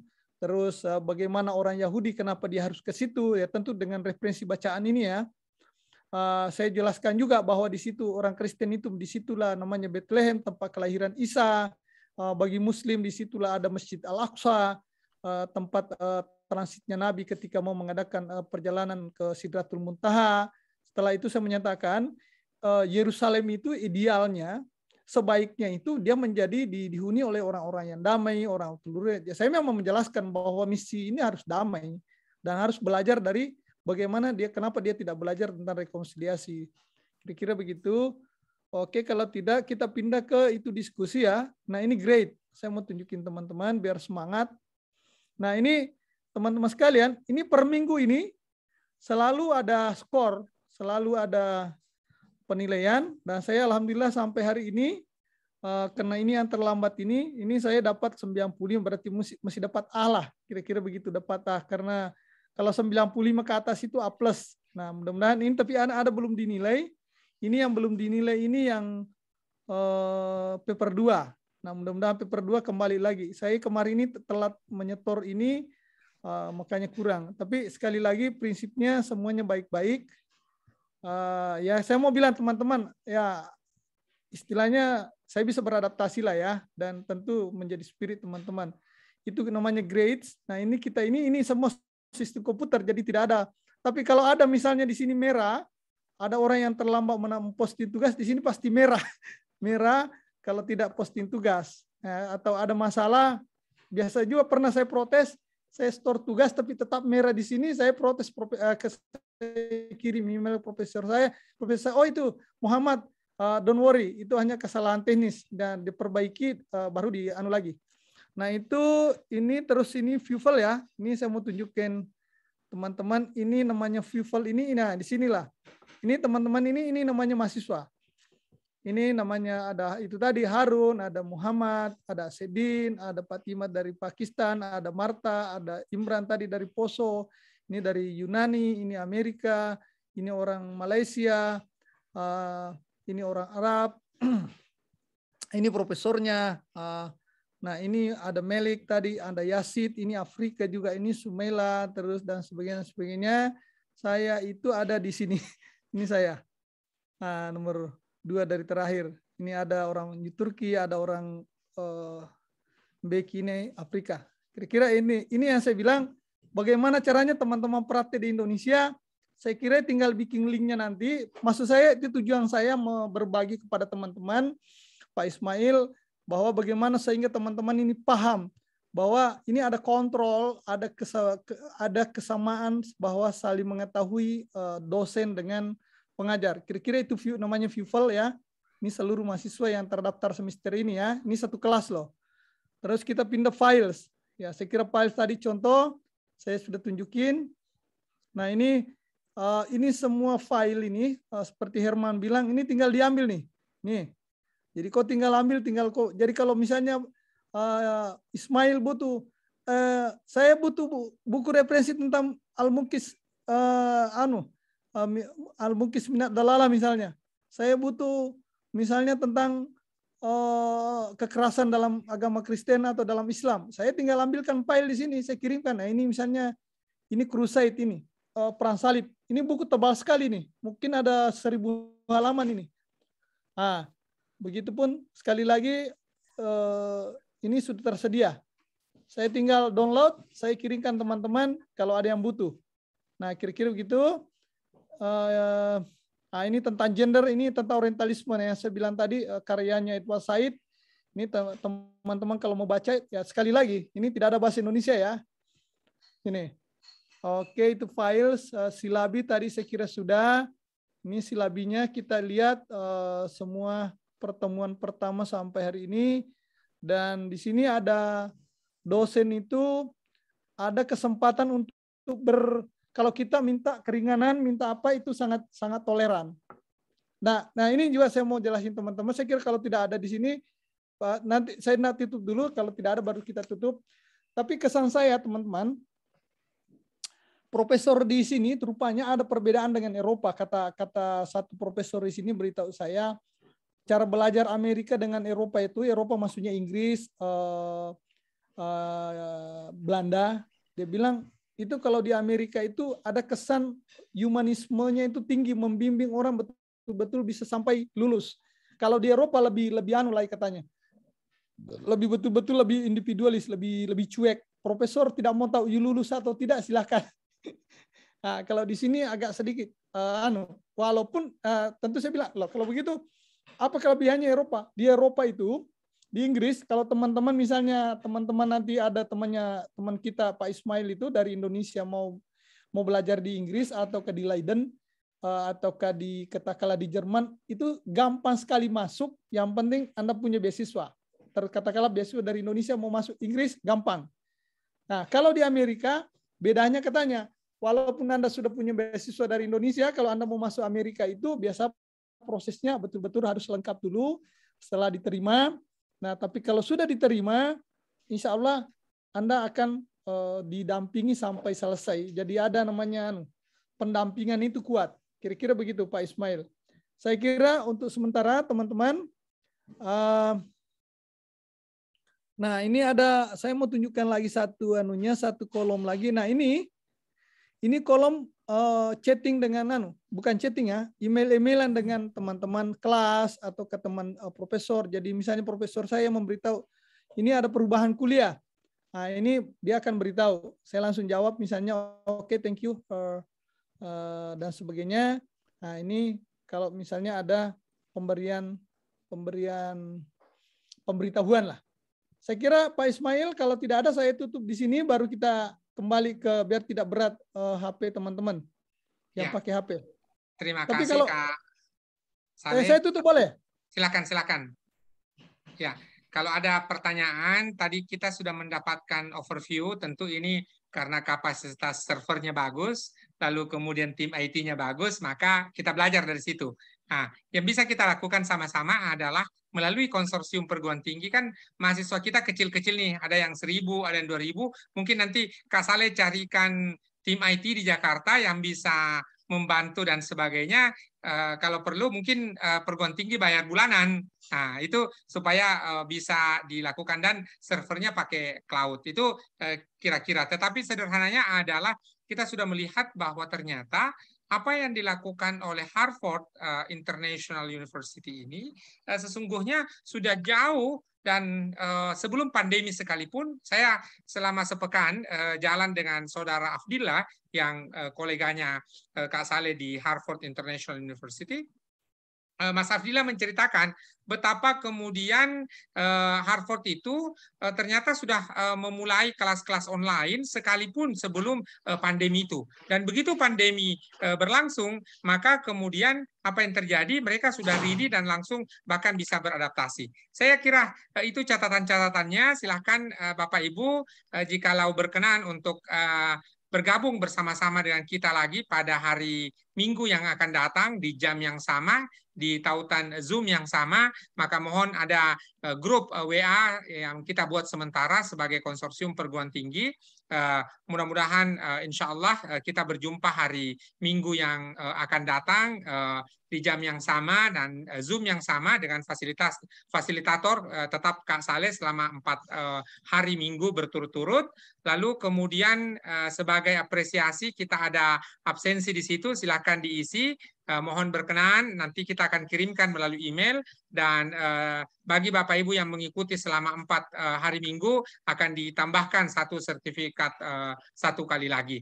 Silakan Bapak Ibu, jikalau ada pertanyaan, kita berada di ujung diskusi kita.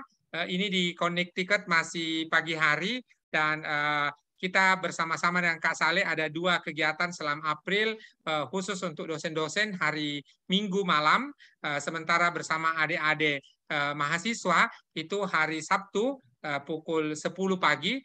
Nanti ini juga sedikit banyaknya terkait dengan studi agama, di mana Harvard International University fokus ke studi agama, dan terima kasih atas kesediaan kita semua bergabung. Sekali lagi, kalau ada pertanyaan boleh diketikkan di chat box, boleh juga raise hand, silakan. Ada Pak Herman sudah membagikan link grup. Mohon jikalau berkenan bergabung di situ. Ada Pak Acep Usman Abdullah, silakan Pak Acep. Oke, halo Daeng. Ini dari apa? Sunda ya? Mangga Kang. Ya, saya Jawa Barat. Silakan, silakan. Pak Acep silakan. Oke, luar biasa ya Daeng. Saya pengen tanya nih, kalau proses evaluasi remark, karena dulu kan waktu saya di Australia itu sometimes ada nilai yang saya nggak puas gitu ya, jadi saya minta remark. Tapi waktu itu karena birokrasinya juga lumayan ya, akhirnya si bagian dosennya dia nggak mau ngasih remark gitu ya. Nah, di sana kayak gimana ya kalau proses remark? Misalkan nilai saya sebetulnya harusnya nggak segini gitu kan, saya harusnya lebih bagus dari ini gitu kan. Wah, ini kayaknya yang memeriksanya kurang fair gitu ya. Nah, pernah nggak Daeng di sana remark gitu kan? Itu yang pertama. Kemudian yang kedua, perihal tadi resources yang banyak itu ya, kalau dulu itu saya pakainya Blackboard ya, mungkin sekarang banyak juga yang ganti ke Canvas. Apakah Canvas ini semacam nama brand dari provider tertentu gitu kan, saya lihat di beberapa university pakai juga ya Canvas. Jadi saya pengen tahu sebetulnya Canvas ini kalau Daeng coba compare dengan portal yang lain sejauh mana kelebihannya gitu. Karena saya ini baru juga kalau saya lihat Canvas. Kemudian pertanyaan yang ketiga terkait plagiarism. Tadi saya karena tadi terawih dulu, plagiarism detection tool-nya apa ya? Apakah Turnitin atau ada yang lain gitu ya? Itu aja dulu, Daeng. Thank you. Silakan Kak Saleh atas pertanyaan dari Kang Acep Usman. Silakan. Oke, makasih. Ini Asep ini sering komunikasi dengan saya dan sangat bersemangat. Saya tanpa melihat latar belakang teman-teman, bagi seperti Asep, kalau mau ke sini tentu saya siap bantu dan terutama membantu informasi apa yang saya miliki atau apa yang saya alami. Kalau mau ke sini, apakah mau ke sini jalan-jalan, apakah mau ke sini lanjut studi, dan lebih lagi teman-teman sekalian, di sekitar rumah saya ini alhamdulillah itu mungkin ada 3-4 universitas. Samping universitas saya aja namanya University Yukon ya, University of Connecticut. Itu universitas besar. Nah, tidak jauh dari sini ya mungkin sih beda. Kalau di Indonesia itu beda, orang bilang Jakarta, karena saya kan di ibu kota Jakarta, katakanlah saya Jakarta Pusat Menteng. Nah, katakanlah Jakarta Barat itu ada Yale University, itu urutan ke-6 atau ke-7 seluruh dunia, itu kampusnya. Sekali saya bilang di sini banyak universitas yang besar. Dan nah, ada yang menarik supaya teman-teman semangat mau mengetahui, ini Connecticut ini tempat kelahiran beberapa orang besar, termasuk pertama itu kalau teman-teman kenal Freeport. Freeport itu yang di Papua, yang punya Freeport itu lahir di sini, namanya JP Morgan. Karena memang di sini negara ini pernah maju. Yang kedua,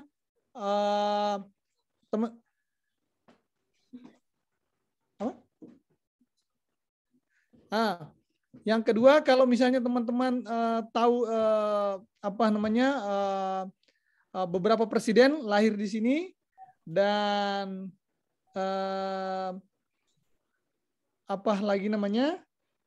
ya itu yang saya bilang, itu di tempat saya. Nah, kalau misalnya tentang remarks tadi, itu saya bilang saya masih di Indonesia dulu, karena saya waktu di Indonesia itu saya alhamdulillah tahun 2000, mulai September itu sampai katakanlah sampai saya tinggalkan Indonesia itu 30 Juni, saya selesaikan 6 mata kuliah lewat Zoom. Karena memang itu sudah pandemi, istilahnya panas-panasnya, puncak-puncaknya pandemi. Nah, selama 6 kelas itu, satu di antara itu, saya biasa 2 kali saya, seperti tadi si Acep itu, 2 kali saya bertanya kepada profesor saya. Kebetulan profesor saya juga ini dekan akademik di sini, namanya Profesor Grafton. Saya alhamdulillah sangat dekat dengan beliau. Saya bilang, kenapa itu merah? Karena itu setahu saya, ya tentu saya kirim email. Setahu saya sudah posting tugas saya tanggal sekian. Ya istilahnya protes lah, kira-kira begitu kan. Nah, itu dijawab. Nah, rupanya dia jawab pertama, itu akan nanti dicek oleh bagian teknisi, Muhammad, jangan khawatir. Yang kedua, dia bilang, ya seperti ada hubungannya tadi, kampas itu juga kadang yang namanya sesuatu tidak ada yang sempurna. Pernah juga bermasalah kampas di sini. Jadi ya mungkin ada gangguan lah kira-kira begitu, atau ada alatnya yang harus diganti. Nah, karena sekali lagi itu tidak ada masalah sepanjang kita punya katakanlah sepanjang kita benar, dan profesor saya lihat benar ada. Nah, yang menarik lagi, saya sudah di sini, saya semester lalu itu Asep, saya ambil mata kuliah yang menarik, dan itu mata kuliah wajib, namanya Introduction to Interreligious Studies. Jadi ini mata kuliah wajib. Kalau mata kuliah wajib itu harus diambil. Namanya pengantar untuk studi Interreligious Studies. Nah, profesornya ini orang Amerika asli. Itu namanya Profesor Lucinda Moser. Nah, apa yang menarik teman-teman? Ya mungkin aja ada hikmahnya juga, bilang sama Asep. Kalau kita protes sesuatu yang menurut kita betul bahwa itu harus diprotes, saya protes itu, ya maaf, itu kelas itu termasuk besar. Ada mungkin hampir 40 mahasiswanya, itu yang kelas yang terbanyak yang saya ambil.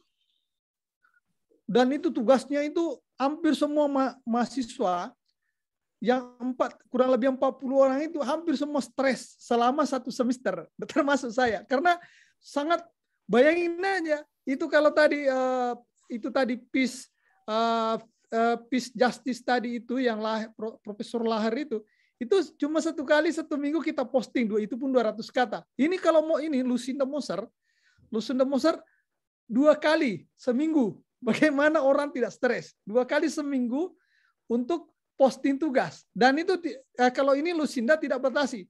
Anda mau posting katakanlah dalam 1 kali posting itu 1000 kata, mau Anda posting 500 kata, itu tidak ada masalah. Nah, minggu pertama saja kita sudah dikasih kalau nggak salah 2 tugas. Minggu pertama itu teman-teman kita kumpul itu karena ada acara di kampus, kita kumpul semuanya merasa kaget lah semuanya. Nah, saya yang berani protes. Saya kirim email ke dia, Profesor Lucinda Moser. Saya bilang, ya saya kirim email, saya mohon maaf, saya Muhammad Saleh, saya dari Indonesia. Saya bilang, ini teman-teman tadi ada acara di kampus, semuanya stres, semuanya kecewa. Kenapa profesor terlalu banyak tugas? Dia langsung telepon saya. Dan dia tentu dia balas dulu email saya dan dia bilang, Muhammad, boleh kita bicara? Saya mau diskusi dengan Muhammad. Saya tentu bilang, welcome Profesor. Dia kirim lagi nomor HP-nya ke saya. Begitupun saya juga, kita telepon-teleponan lah. Jadi istriku juga kaget, ini saya ditelepon sama profesor. Mungkin orang bilang, ya maaf, mungkin kalau orang tidak komentar, ini siapa tahu nih kita dimarahin ya profesor. Atau misalnya nanti katakanlah seperti Asep, dia dendam misalnya kan, saya protes. Ternyata hikmahnya itu sangat luar biasa. Sampai hari ini itu sudah seperti apa? Karena saya sangat dekat dengan beliau. Setiap saat ada Zoom-nya beliau itu, walaupun Zoom-nya itu dengan orang lain itu tidak ada hubungannya kampus, dia suruh saya ikuti. Dan ya alhamdulillah itu tadi nilai saya nilai A. Nilai A, dan hubungan saya dengan beliau itu. Nah ini saya artinya mau bilang sama teman-teman, besok-besok kalau teman-teman mau berbicara, karena memang dia sangat ahli dalam interreligious studies, dan jam terbangnya juga tinggi, dan saya kira umurnya juga sudah 70-an ya. Ini Lucinda Moser ini kalau teman-teman buka, itu kalau apa namanya, dia sudah banyak karyanya tentang bagaimana semua pengantar untuk studi tentang hubungan antar iman, antar agama. Dia sangat ahli dan dia sangat orangnya welcome. Dan sekali lagi saya bilang, besok-besok kalau teman-teman mau pakai dia, ya saya bilang saking hubungan baik. Kalau saya bilang, Profesor, kan namanya Lucinda Moser, tapi kita panggil aja, dia minta dipanggil Profesor Lucinda, boleh Profesor Moser. Saya bilang, Profesor Moser, ini teman mau katakanlah grupnya Ismail, ini teman minta bicara tentang interreligious studies. Dia pasti dia senang. Dan sekali lagi itu Zoom-nya dia itu kadang Zoom-nya cuma 5 orang, cuma dia dengan 10 orang, dia suruh saya ikut. Saking hubungan saya sudah terbangun begitu baik sama dia. Nah, itu tentang bahwa protes itu, ya saya bilang, saya gaya aktivis saja lah. Kita kalau tidak kita tentu dengan sopan ya, saya protes. Tapi sorry to say, ada satu profesor saya tadi, saya tidak usah sebutkan dia, tapi dia bukan orang Amerika. Itu kalau diprotes marah, marah. Ada juga yang mungkin namanya karakter manusia. Nah, tidak usah saya sebut. Nah, malah kita pernah berdebat dalam satu kelas itu, ada teman itu presentasi, orang Amerika asli itu, dia presentasi tentang judul, jadi saya itu ingat benar. Dia presentasi who controls America. Siapa yang kontrol Amerika? Nah, ternyata dia presentasi itu dia sebut Wahabism. Wahabism. Wah, itu profesor saya marah. Dia marahi itu yang presentasi. Saya bilang, ya seharusnya ternyata kita ketemu, oh, itu profesor nggak usah kamu protes. Ya namanya kebebasan akademik, biarin aja ya, pendapatnya dia, ya kan, tidak ada masalah. Tapi dia marah sama. Nah, tapi marah juga teman, karena ya maaf saya, kebetulan mahasiswanya mahasiswa Amerika asli, marah juga dia. Jadi ada hubungan tidak bagus lah beberapa minggu baru, tapi akhirnya juga cair semuanya. Kira-kira itu. Nah, masalah Kampas saya kira begitu, bahwa Kampas itu satu di antara, dia branding ya, satu di antara branding, karena Kampas ini mungkin memang sudah dikontrak oleh kampus saya, dan tentu mungkin ada universitas lain memakai Kampas juga, ataukah minimal sama dengan itu. Terus oke, plagiat saya kira begitu, bahwa yang namanya tidak ada toleransi, tidak ada dan saya kira memang kita perlu yang namanya kejujuran itu sangat dijunjung tinggi, tapi intinya adalah ya saya kira kita sepakat lah bahwa yang namanya jangan coba-coba bikin satu masalah lah, kira-kira begitu. Terus ada yang menarik saya mau sampaikan teman-teman. Saya itu kemarin pagi waktu di sini, karena ini lagi pagi. Kemarin pagi itu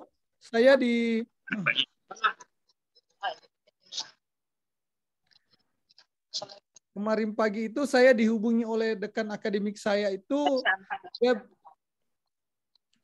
Dia bilang begini, email ke saya,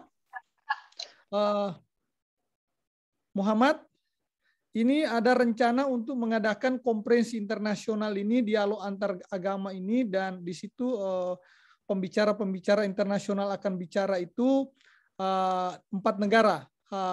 Nah, termasuk Indonesia,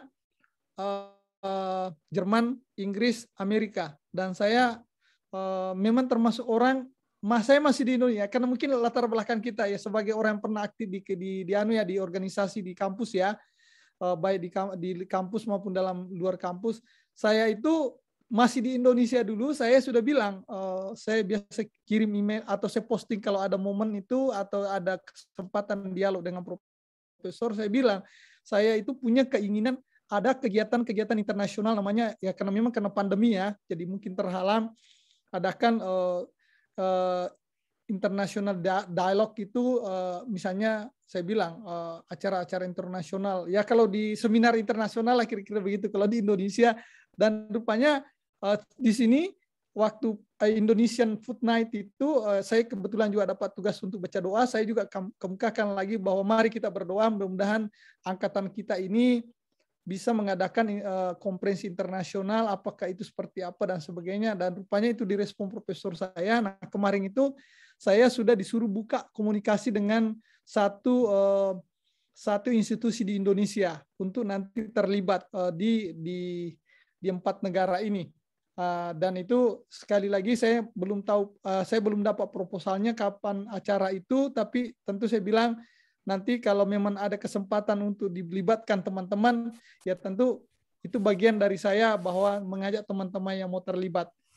Yang pasti saya bilang itu informasi baru dan insya Allah informasi yang bermanfaat.